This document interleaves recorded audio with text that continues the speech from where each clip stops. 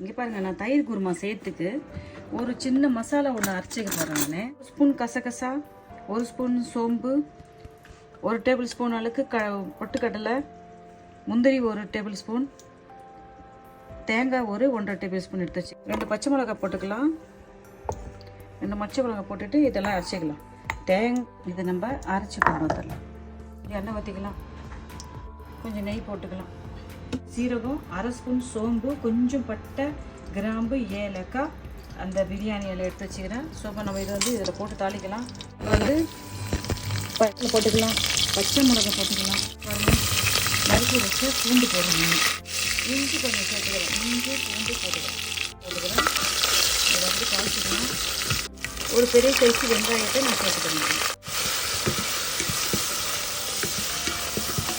கொஞ்சம் வதங்கட்டும். கொஞ்சம் கேரட்டு, உருளைக்கிழங்கு, காலிஃப்ளவர், ப்ரொக்கோலி எல்லாம் எடுத்து வச்சுக்கலாம். அந்த காயெல்லாம் நீங்கள் என்ன காய் வீட்டில் இருக்குதோ அந்த காயை நீங்கள் போட்டுக்கலாம். கேரட்டு, பீன்ஸு, பச்சை பட்டாணி போடணும். வீட்டில் என்ன காய் இருக்குதோ அதை போட்டு நம்ம செஞ்சுக்கணும். இது கூட கொஞ்சம் உருளைக்கிழங்கு சேர்த்துக்கிறேன். நான்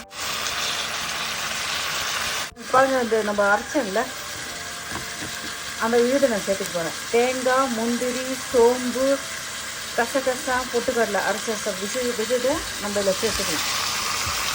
அரைச்சி வச்சு இதை நம்ம இதில் சேர்த்துக்கலாம்.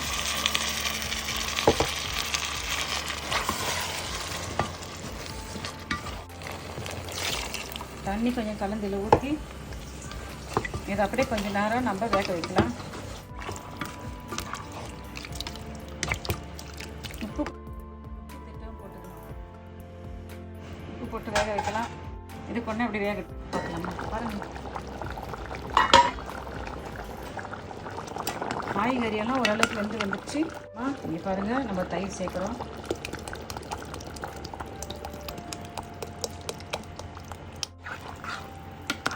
ஒரு 250 கிராம் தயிர் சேர்க்குறேன். நான் தயிர் சேர்த்து இன்னும் கொஞ்ச நேரம் அப்படியே கொதிக்க வைக்கலாம். ரொம்ப நேரம் கொதிக்க வேணாம், சும்மா ஒரு 2 நிமிஷம் கொதிக்க வச்சு எடுக்கலாம். உப்பு காரம் பார்த்துங்க. தயிர் குருமா ரெடி ஆயிடுச்சு. பாருங்கள், தயிர் குருமா எல்லா காய்கறியும் போட்டுக்கிறேன். நான் கேரட்டு, உருளைக்கிழங்கு, காலிஃப்ளவர், ப்ரொக்கோலி எல்லாம் போட்டுக்கிறேன். தயிர் குருமா ரெடி ஆயிடுச்சு. டேஸ்ட் பண்ணி பார்க்கலாமா?